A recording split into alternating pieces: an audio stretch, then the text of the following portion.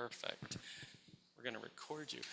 So you guys got there's a real privilege today.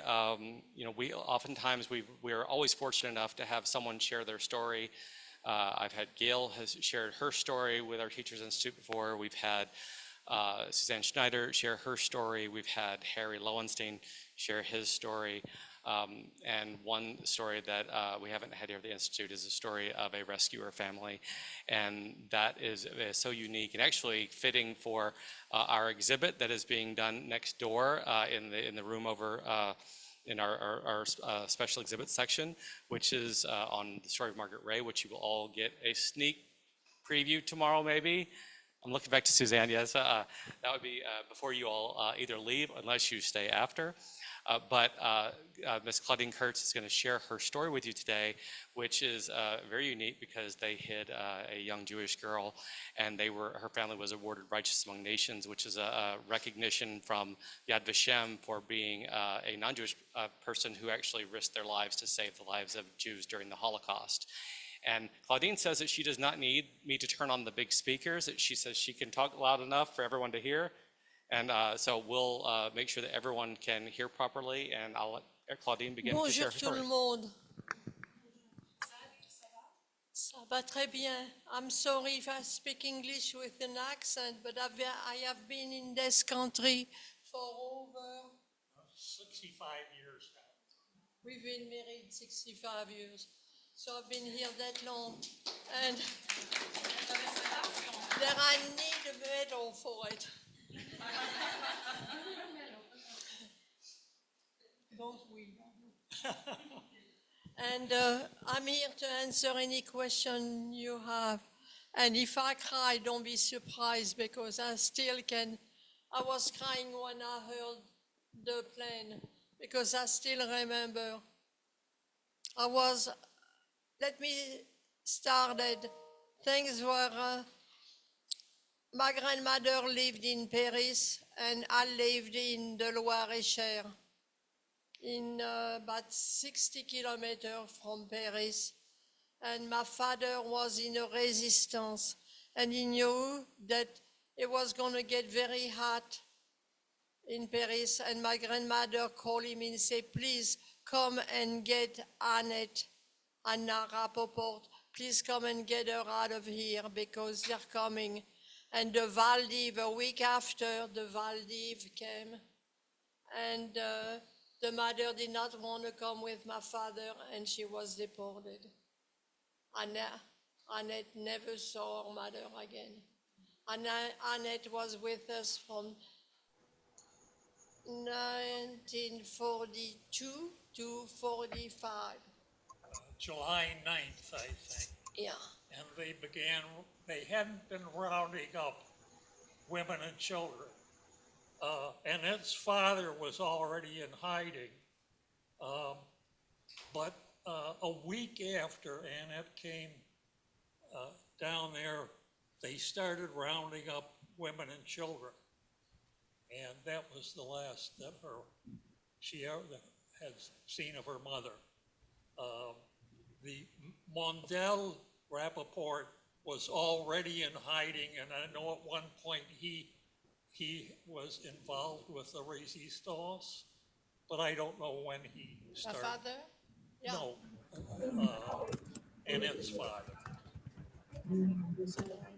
Yeah, Annette. That's what Annette told.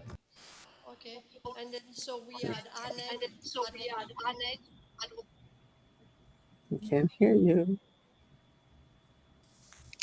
Even the audio's up on our end. We did not have any money at all, so we lived in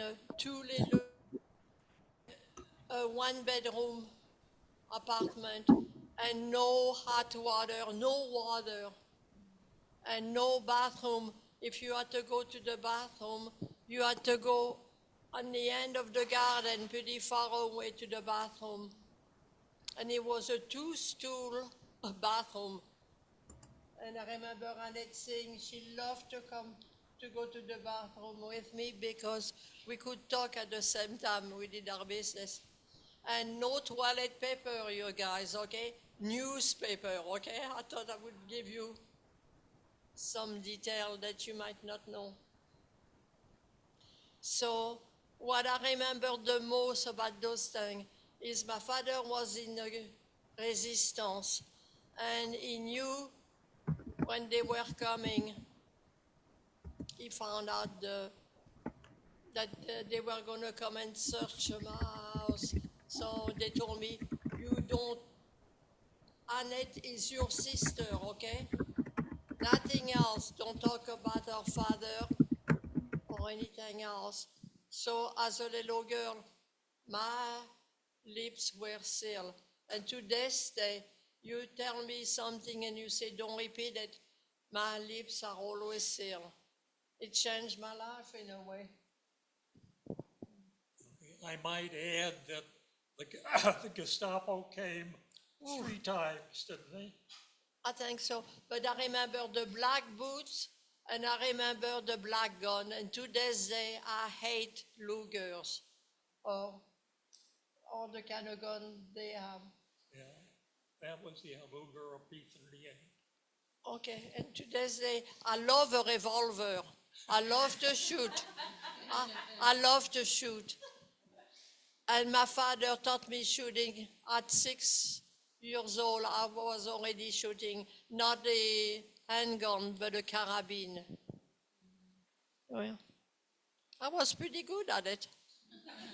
You might mention now her father had a birth defect that affected one of his arms, and because of that, the German army didn't bring him in. A lot of Frenchmen were closer. Okay, a lot of Frenchmen were forced into the German army. I understand at D-Day that there were Frenchmen with their rifles shooting down on the Allies, and there were sergeants behind these men with Lugers. If they didn't shoot, they would be shot. And my father he was almost paralyzed. He was paralyzed his left arm, and even to shave, he would have to do this. He would have to do this to be able to do something. And yet he was a sharpshooter. He could shoot target any place. He was excellent. So the resistance really were happy to have him. I remember when my father would go at night and you didn't see him for 3 days. Where did he go? He came back, never heard anything. Now, when did Mondell Rapopport join you? Do you remember? Or? Pretty early. Pretty early. So- Remember, we barely didn't have any money for food. I remember my mother many nights going to bed hungry because there were not food. And one thing I want to tell you, it might sound funny, but I was 7 years old before I saw my first banana. Everything was restricted. If you needed some food, you had to have the tickets, you know. And I think in this country it was the same way. Yeah, we had rationing. Rationing, yeah. So anyway, the cousin that they had, Bertha Rapopport, Right?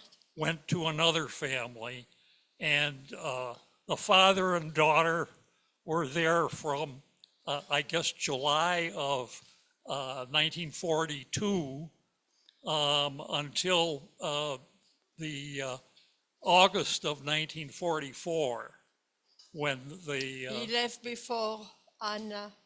But- Annette.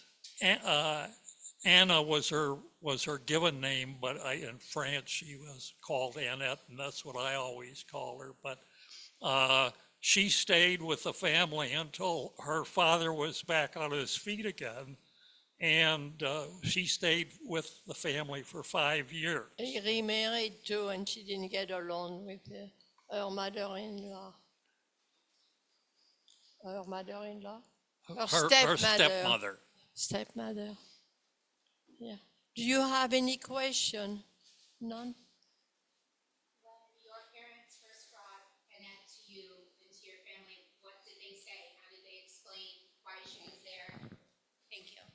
Well, see, my grandmother lived in the same building that Annette was raised. And I knew Annette in a way from going up and down because my grandmother had given the key to her parents in case they needed anything, they could come to my grandmother's house. So when we found out that they were going to search the house the night before, my father took Annette to about 30 kilometers away to Brou to stay with my grandmother. So she stayed with my grandmother. So they never found her. And the father hid behind the outhouse. And when they came, they looked in the... They looked into the outhouse, but not behind it, happily. Otherwise, I wouldn't be here. I can tell you, I remember hearing when they would take some people and take them to the French Square, and I can remember them shooting the people.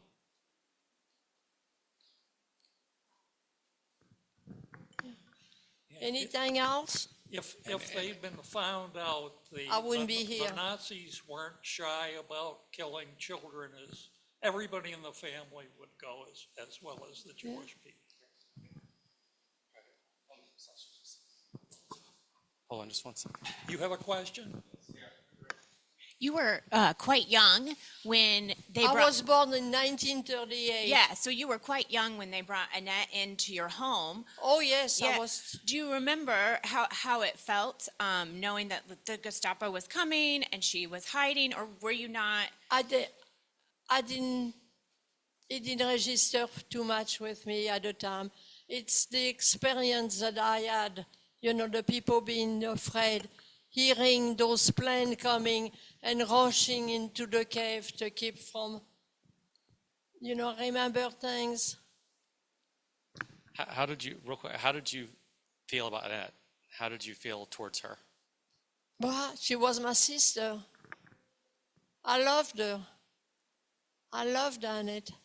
And to this day, I love Annette.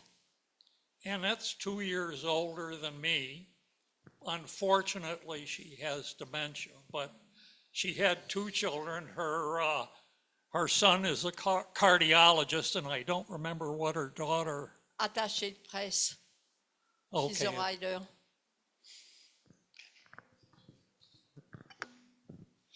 What was it like after the war? What happened to your family and what happened to Annette? Annette went back to Paris and she got a job and she married Lazare, which had been in Buchenwald, I believe. Was it? I thought it was Auschwitz, but he Auschwitz, was, I probably. think, 12 years her senior. I remember seeing the tattoo. Yeah, the number. his numbers tattooed on his left wrist. But he wouldn't talk about, No, he would wouldn't. not talk about the war. Understandably. But he told Annette that what he did in the camp, it could have been Auschwitz. What he did it was separate the children from the parents. He tried to save the children, to send the parents to the gas chamber. But he never was the same. Anybody else? Questions? Anybody Stephen, online? we have some questions online. Yeah, please, go ahead. Now, if you want to just unmute yourself and ask a question, and I'll...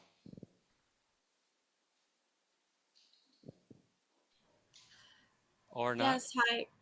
That's all Can right, you hear go me? ahead. Okay, I can hear you. Thank you for sharing your story. When when her mother was taken away, did she express how she felt about that Oh, to yes. you, or?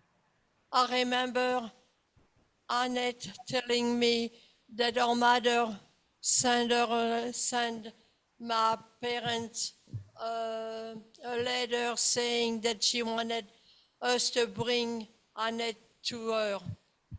She was in Drancy at the time, in a holding place in Drancy, north of France, north of Paris. She was there a few days, I mean, it might have been a few weeks before they took her to Buchenwald or Auschwitz. I don't remember which one. Incidentally, Annette was going to school. So there were other people who were aware.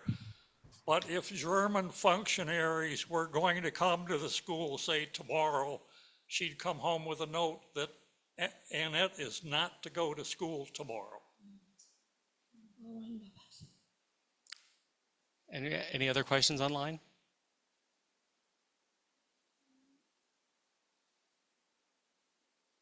Quiet crickets? Anybody else would like to ask a question? Not a big I no. have a comment to make. Please. And this, it's so hard to understand the thinking of the Nazis. There were times when their troops did not have sufficient weapons, ammunition, medicine, food, whatever, because they didn't have enough rail cars. But what were they using the rail cars for? They were taking Jewish men, women, and children to the camps. And somehow or another, that was fighting the war in their thinking. It was. We actually have, it'll be next door when I show you the exhibit tomorrow. We have the medal that was actually awarded by, were you at the presentation for Oh, the medal? yes. So this is, so would you talk about that for a minute? Sure. Annette wrote the Yad Vashem in Jerusalem telling her story, and they decided to invest it to see if it was true. And sure enough, it was true. And they wanted to honor my mother. The Righteous Jewish Love- community in Elmira, New York. Yeah, you got, is that where you went? Where did you go to receive the award? It was at the Elmira. Yeah, You went to Yad yeah, Vashem? we lived in a place called Horseheads, New York, not far from Elmira. And I don't know what her official name job was, but she flew up from New York to present the Yad Vashem. Consulate. The Jewish community there had quite a deal about this. They planted A tree in the form of a menorah. yeah. And the tree is still in Elmira, New York. And as luck would have it, I worked for a company called Corning Incorporated, and Annette flew into New York City, and Claudine went down to meet her. Normally, this probably wouldn't have happened, but the Corning jet was in New York and had nobody else, but they were going back to Corning. So Claudine and Annette had a jet to themselves. A jet fly up to stream. Elmira. Wow. Does anybody would like to ask a question or follow up? Yeah, here. Gail asked how'd they meet? On a meet? The two of us? Well, I was a lieutenant in the Army, and I was part of the expeditionary force that went down to Beirut in 1958. We're old folks here. She's going to be 87, and I'm going to be 90 pretty soon. But I brought 100 men back before the rest of the company. We were moving to a new location. One of the other lieutenant's girlfriend was her boss, who she didn't like. I was a telephone operator for the army, and I spoke English. And but it meant I was working from the French Department of Defense, but it was the army, so I was making $100 a month. That was absolutely unbelievable. Yeah, In Yeah. 1958, that was a lot of money. I believe the army was giving probably the French government $200 or $300, but they paid me. Anyway, I came back and told her boss that her boyfriend missed her and he'd be seeing her soon. And not only did she not like her boss, but I looked like something that the dog dragged in. When our company got, we were in troop ships, of course, and didn't know where we were going until we got there. But they said, what are we going to do with a medium truck company? It's too big for the streets here. And we ended up at Incirlik Air Force Base putting in a big ammunition dump. And so... Tell what was so good about it. well, the funny thing, well, on an air base, they don't have Army uniforms. And we local people were washing our fatigues. And I think I got somebody's fatigues back that was like 5'6" tall. And he was 6'4" at the time. Yeah, I'm a little shorter than I was then. And it got to be 115 degrees every afternoon at Incirlik, and my fatigue cap was white from the salt and perspiration. But I was something really to look at that point. Okay. So it was not love at first sight. Oh no. Oh, wow. We actually met at a birthday party after that, and that's when we started dating. And he used to love to wear his dress blue uniform. And for me, he looked so almost German, you know, straight. And he even, well, he even had a, what was I it? wouldn't do it today, but I carried what's known as a swagger stick.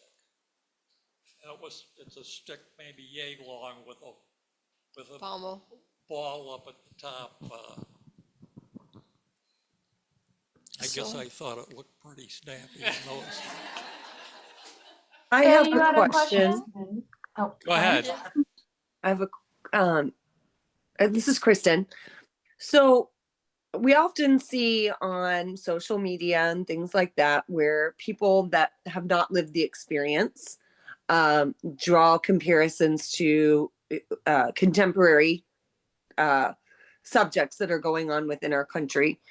As somebody who watched it happen and saw it, you know, from the start to the finish, do you see those same parallels, or does that concern you, or is it just not the same? Okay, that- go ahead. Can you explain? I didn't Yeah, I figured that understand. was what she's saying is, since you experienced all the things that you saw in France, you know, between what happened to the Jewish people, between the invasion, between, you know, looking at authoritarianism and all the things that kind of came out of that, and you experienced that, do you feel or see any parallels in the world today? Yes, I do, with the children that are being abused and deported and sold into slavery. I tell people, wake up, wake up. And then one thing I tell the people, please forgive the Nazis, forgive them. Do not forget, okay? Never forget what happened, but forgive, because I tell you what, they think they got away with it, but you never get away with it. And God does not punish. Our God, the God of the Jewish people, or the Protestant or the Muslim, is, for me, God does not punish. You punish yourself, because there's some laws in nature. What you sow is what you reap. Okay, remember that and go from them. For me, God is love. And once you find this love, nothing can stop you. Nothing. Do you feel we're headed in that same direction to in some ways? do you think we're headed anywhere close to where you would? That's a complicated question, Kristen. Yeah, I just mean That's like a in a for general I- sense again, with dictatorship. it's like I mean, even just No. my thought. Go No, ahead. because His love is in your heart. You will not let it happen. I mean, you know, there were three edges in human. The first era was the era era of the laws. That's when the laws were brought into Moses. And do you know the second one is for us Jesus, but the Christ consciousness came to earth, and it was love. Love came to, and I don't care if you're Buddhist or Muslim or if you're Jewish. Love is the first thing. And do you know what we are coming into right now? The last one is the age of compassion. Do you know how much this is what will bring you? That's what will elevate you. The age of compass. Love yourself first, but then every big master have told you this. Love is the answer, and it's truly. There's nothing you can do if you know it. You embody this love. And it's, for me, it's not Jesus only, no. Krishna, Buddha, it's love. So, Thank and if you for that answer.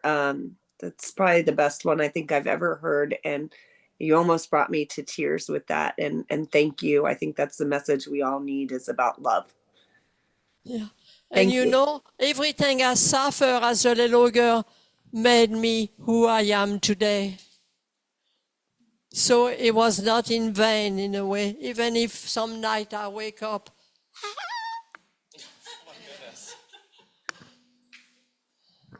I also wanted to say thank you because it's been really heavy doing this specific topic for the past few days. And I have found myself going home and having resentment and bitterness. And it's refreshing to hear somebody who survived these times and who helped, who risked a lot to help, who did so without expecting anything in return, and who tries to find positivity in it. And I think that what you just said is a very powerful message that I'll carry to my students, which is to find ways to forgive.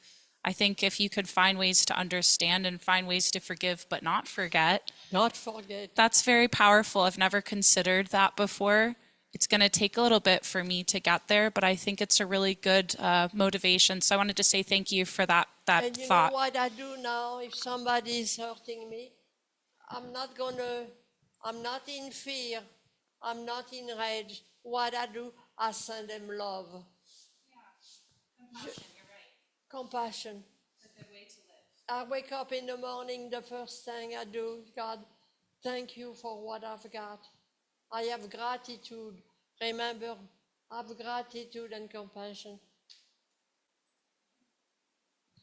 By the way, I'm a spiritual healer too. Can't help it. Yeah, I honestly, I'm so glad that you came today. Does anyone have any other questions before we? Yes, here. Hi, thank you so much for telling your story. And I was wondering, how are you able to have that compassion and love when you've gone through so much? How are you able to do that and be able to forgive when so much you've had to deal with? When you tune into God, which is love, when you tune into love, it's unbelievable. I've had an experience that was almost NDA, near-death experience. It was almost like this. I felt God's love, and I felt God's peace.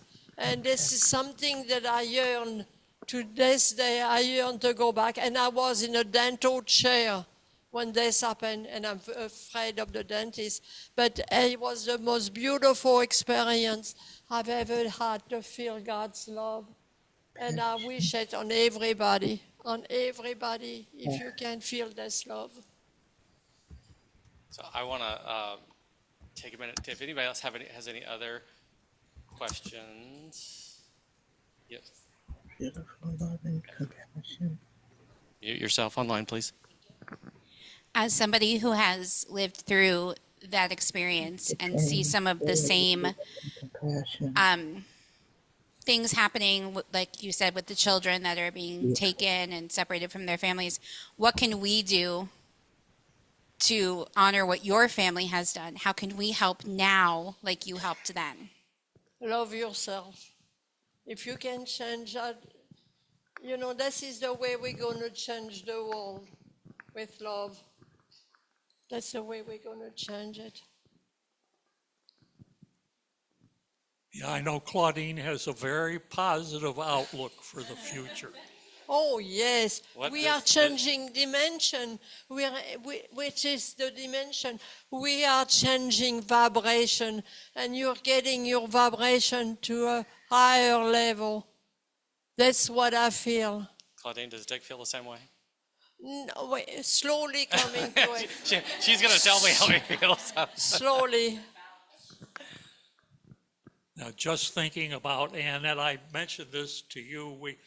We have stayed in, now she has dementia now and wouldn't recognize either one of us. But many times before Claudine got her little apartment in Paris, we stayed with them. And I mentioned to Steve the other day that Claudine had to be careful about admiring a dress because she might find that Annette would send it to the cleaners and it would be in her suitcase. Yeah, Mananette. My father used to call her Mananette.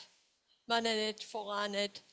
And I still call her Mananette.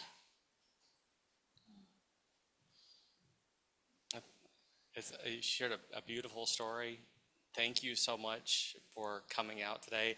They came out, I mean, to get out and come out here, by the way, that's why I really push for everyone asking questions, because in case you don't think, if you think it's easy to just come out and she came just for you all. So I appreciate all those who were engaged and asking questions, because I think You are school teacher, come? From where? From Alma? all over. Some are local, some are from up in the Panhandle of Florida. There are people online who are from Carolina, South Florida. Oh, okay. Now, incidentally, our daughter is a teacher at St. Buenavista, or Lake Buenavista High School. Valérie Powell. Her daughter is a teacher as well. Yeah, I know Valérie Powell. Valerie Powell. That's my She's daughter. Oh my goodness, she's a friend of mine, and Jackie. I know Jackie very Jackie. well. Oh, yes, Jackie, my And your great-daughter. great-granddaughter. Yeah, but not my we have one daughter, two granddaughters, and two great-granddaughters. I taught Bella. You told Bella what? Bella's our oldest great-granddaughter. She just turned 16. The younger one just turned 9. Both of them were born in May. By the way, if you see this moving, don't be shocked, okay? She has. Our dog goes everywhere we do. Y'all can't see on the bottom of the screen. He's She has been a to little puppy. funerals, the doctor's office. What is his name? Tilou. Tilou. T for petit, Lou for wolf. So a small wolf is how you... And every time they have come in, they bring you. Yep, every time. He goes everywhere. You know, one thing that I love to do, and you're gonna look. It's gonna. I don't know what your comment's gonna be. I love to be able to help people die. I love to have them cross over to. It's so beautiful. on the other side. Please, one thing, please don't be afraid of death. Death is absolutely so beautiful, no matter what's the matter. When you go there, you don't want to come back. You don't want to come back. It's so beautiful there. So please, don't be afraid. Stay here until, and you're the one who chooses to die. Okay. God doesn't do it.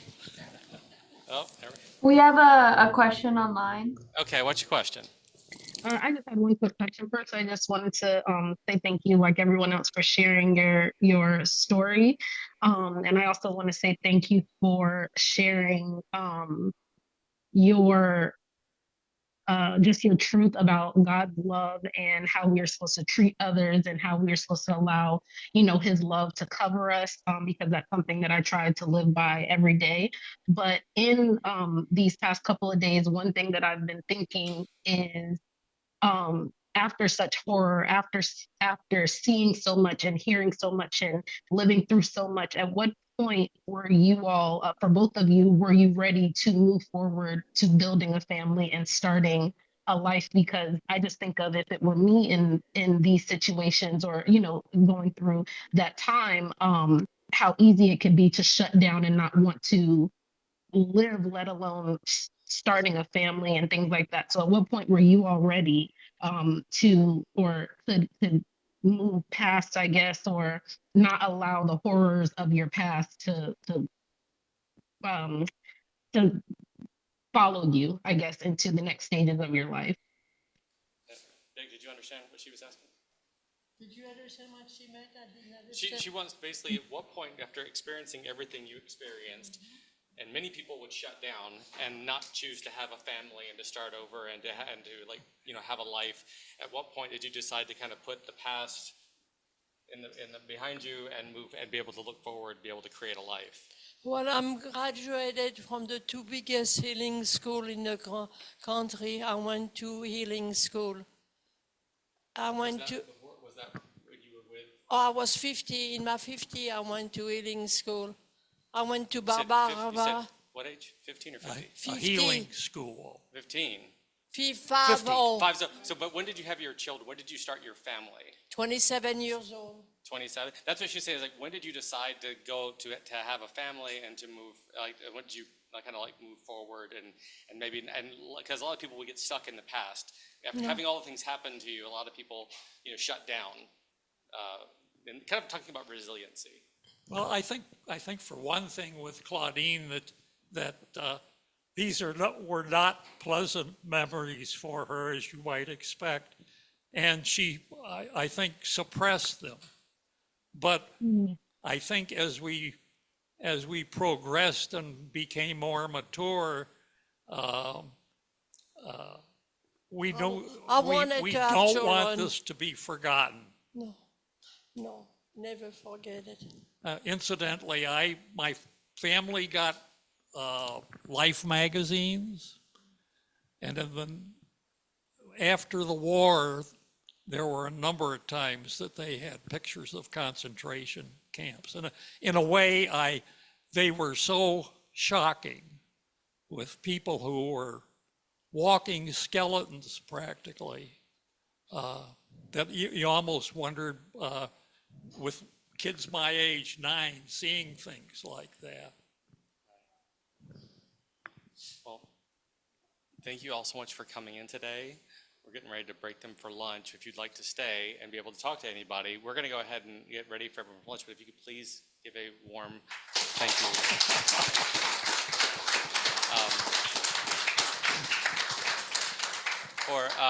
For everyone, okay, so everyone online, real quick, what I'd like y'all to do, I know y'all probably want to break as well, but Kayla, I'm going to mute up here. We're going to go ahead and stop the recording. I like to mute up here so you can have a conversation with everyone, because I know they're having